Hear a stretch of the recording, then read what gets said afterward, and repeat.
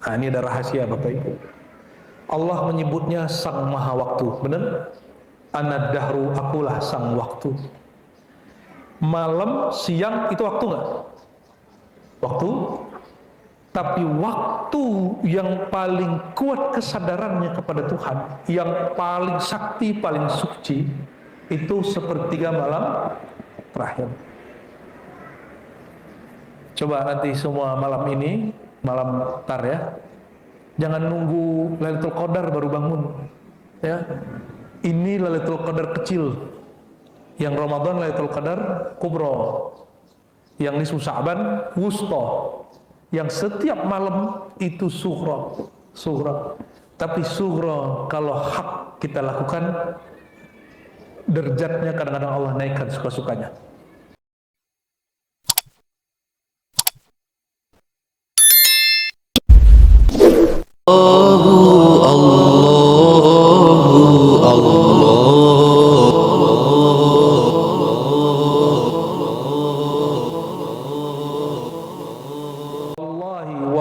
Wallahi tidak akan pernah miskin selama-lamanya.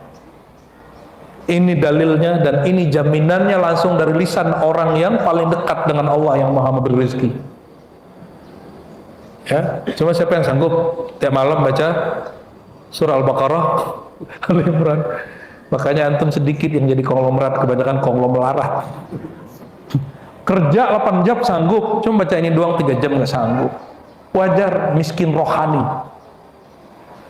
Kita ini lihat kalau ada orang kerja di masa tuanya dan strategis kerjaannya, dia kaya di musim dewasa dan tuanya, dan dia bisa ngasih, dia bisa mempekerjakan banyak orang, berbagi kebaikan. Sama Pak, orang yang bekerja dengan batinnya dari mudanya, umur 30 dia sudah memetik, dia sudah bisa bagi.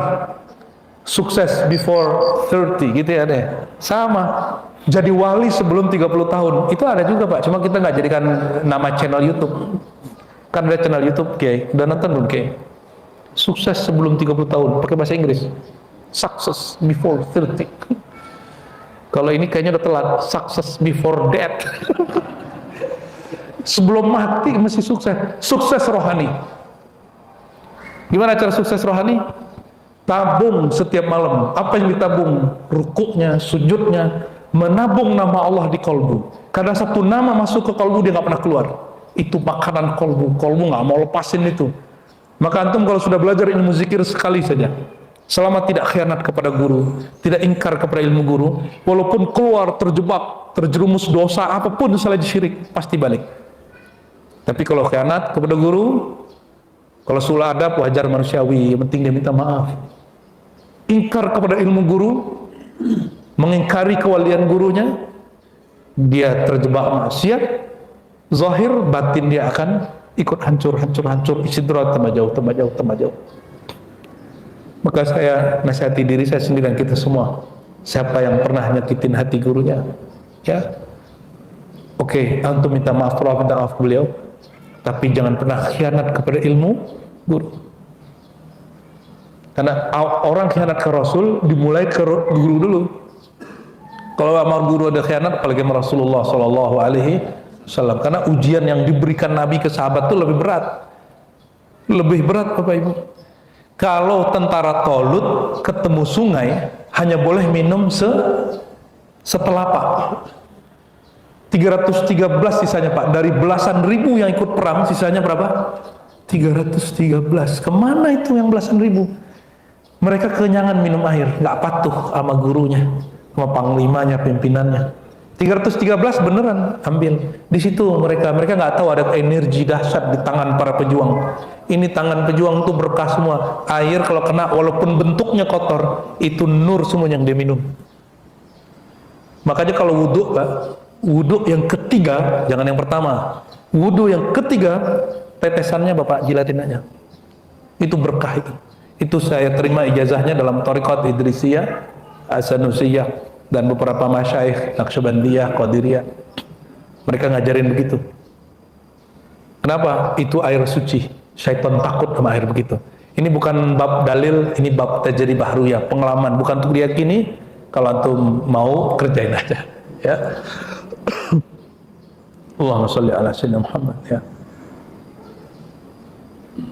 Wah, kalau itu panjang lagi, kita lanjut baca kitab aja deh. Baru satu paragraf, Kiai.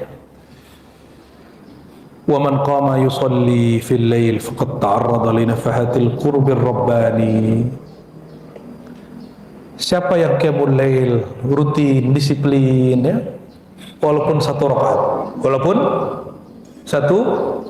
faqad ta'arrada, dia sedang bersiap-siap menghadap menerima nafahat al-qurb ar-rabbani, hembusan-hembusan nafas-nafas kedekatan Allah Ta'ala. Jadi Allah itu menyebut hadrahnya itu dengan istilah majlis. Maka beliau menyebut ana jalisun man dzakarani, aku teman majlisnya orang yang menyebut-nyebut nama aku. Karena Allah maha sempurna, tidak memerlukan tempat dan arah. Dimanapun arah dia berzikir, dia akan menjadi teman majlisnya Allah. Dan di saat semua orang tidur, antum nongkrong di majlisnya Allah, kan dahsyat tuh. Nongkrong asik nggak Pak? Nongkrong asik nggak? Ngafe seru nggak? Bener serius nih. Sampai hari ini saya ini penikmat nongkrong di kafe Pak. Sampai hari ini. Cuma kita cari yang steril dikit. Wah ini aman nih gitu. Nggak sembarangan kafe juga ya. Hampir semua kafe di bandara itu tuh udah ini yang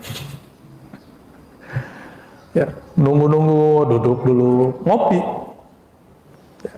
Karena kalau ngopi kan mulutnya harum. Kalau gula doang bau.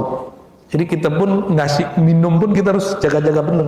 Ini yang dimaksud oleh salah satu Habib di Yaman masa dahulu. Siapa yang masih minum kopi, ada bau kopi di mulutnya, ada malaikat. Ini orang salah paham, dikira kopinya. Bukan. Kopi itu harum, dan harum itu kesukaan malaikat rahmat. Ini kan udah nggak senang sama habaib, apa aja dihantam aja semuanya. Jangan gitu-gitu amat. Yang perlu kritik yang nggak perlu dikritik ya. Dan kedekatan kepada Allah itu ada yang sejati, ada yang palsu bayangannya. Yang sejati itu disebut al-qurbur rabbani, kedekatan hamba kepada Tuhannya, itu namanya al-qurbur rabbani. Semakin dia duduk, kehambaannya muncul. Tapi yang palsu apa? Semakin dia wirid, dia semakin sombong ya. Semakin dia wirid, dia semakin merasa dirinya lebih wali dari yang lain. Nah ini hati-hati. Jadi sombong ini nggak hanya karena duit, hanya karena ilmu. Ada sombong karena merasa suci. Itu paling bahaya. Itu sombongnya syaitan. Na'udzubillah summa na'udzubillah. Wa rawat Tirmidzi an Amr ibn Anbasah radhiyallahu ta'ala anhu annahu sami'a an-nabiy sallallahu alaihi wasallam yaqul. Amr bin Anbasah sahabat Nabi mendengar beliau sallallahu alaihi wasallam bersabda. Saya mau tanya, kenapa pada doyan senang ke Mekah? Rasanya gimana kalau di Ka'bah? Rasanya dekat kepada Allah, benar nggak? Benar? Serius? Kenapa ke Raudhah? Kalau tawaf, sholat di situ setara 100.000 secara syariat. Secara apa? Syariat. Kalau di Raudhah berapa? 100.000, di Raudhah 1.000. Oke, di Al-Quds 500, tapi hadis saya tidak sahih. Hanya hasan ya. Ini nggak perlu naik pesawat, nggak perlu berat-berat ngangkat koper, cukup ngangkat mata aja. Tapi itu lebih berat dari ngangkat koper, Pak. Orang kalau besok dia mau liburan, ngangkat koper seberat apapun diangkat. Ini perjalanan lebih indah dari itu. Dia nggak perlu kemana-mana. Dia nggak perlu ke Ka'bah, nggak perlu ke Raudhah, nggak perlu ke Turki, nggak perlu ziarah Sigali Songo. Cukup dia tebar sajadah di kamarnya. Tapi buka matanya di waktu yang tepat. Ini lebih berat dari semua koper. Apa kata Nabi SAW? Aqrabu ma yakunu rabbu minal abad. Jika kalian mencari kedekatan kepada Allah, sedekat-dekatnya hamba kepada Allah, Allah kepada hamba. Kapan itu? Fi jawfil lailil akhir, di sepertiga malam terakhir. Semua kita sudah tahu ilmu ini. cuma kurang yakin aja, sama kurang murabi, nggak ada mursyid yang membimbing. Maka tahu tidak cukup, sadar tidak cukup, mengerti tidak cukup. Yang diperlukan adalah al-yaqadhah ma'al ilm, kesadaran bersamaan pengetahuan. Kalau tahu orang cukup dengerin YouTube banyak, keutamaan tahajud selesai. Maka bagi yang masih sulit bertahajud, cari majelis-majelis zikir yang mereka punya mursyid. Nanti lewat mursyid itu akan dibimbing. Ya. Dan disebutkan di sini, sedekat-dekat hamba dari sedekat-dekat Tuhan dari hambanya. Fi jawfil lailil akhir, pada lail akhir. Nah, ini ada rahasia Bapak Ibu. Allah menyebutnya sang maha waktu, benar? Ana dahru, akulah sang waktu. Malam, siang itu waktu nggak? Waktu. Tapi waktu yang paling kuat kesadarannya kepada Tuhan, yang paling sakti, paling suci, itu sepertiga malam terakhir. Coba nanti semua malam ini, malam tar ya, jangan nunggu Lailatul Qadar baru bangun. Ya, ini Lailatul Qadar kecil.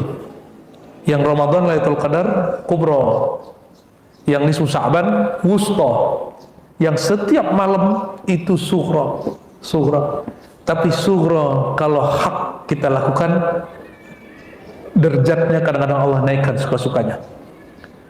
Fa in istata'ta an takuna mimman yadhkurullah ta'ala fi tilka sa'ah fakun, maka wahai Amr, jika engkau sanggup untuk menjadi orang yang zikrullah, bukan tahajud dimintain di situ, zikrullah, tahajud bagian dari zikrullah, pada waktu tersebut fakun, maka hendaklah engkau menjadi orang yang melakukannya.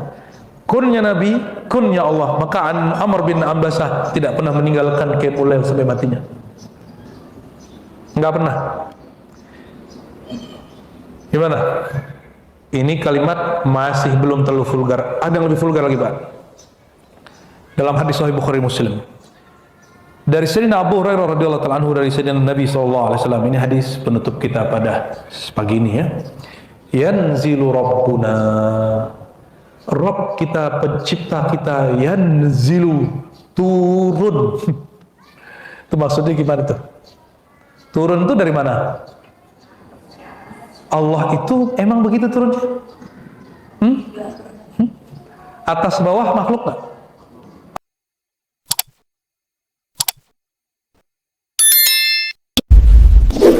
Allah